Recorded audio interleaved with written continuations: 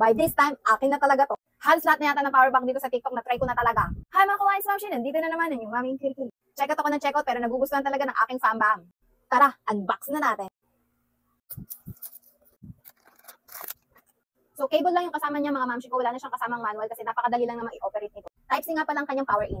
Self-wire na din to mga Ma'am Shi ko, so no need to bring na din your own wire kasi meron na din siyang wire.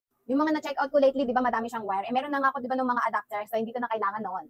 Ito talaga yung gusto ko mga Ma'am Shi, super handy lang talaga siya, sinlaki lang siya ng lipstick. Tapos ito na din yung lanyard niya. Ito na rin pala ang kanyang Type-C input, dyan yung siya i-charge at meron siyang extra USB port. So kung gusto niyo mag-charge ng extra pa, pwede kayong mag-charge dito ng dalawa. 4,000 mAh na pala to mga Ma'am Shi ko. Press nyo lang siya ng once, dyan siya magpa-power on at ang kagandahan niyan, press nyo siya twice at tcharan! Meron siyang flash mode!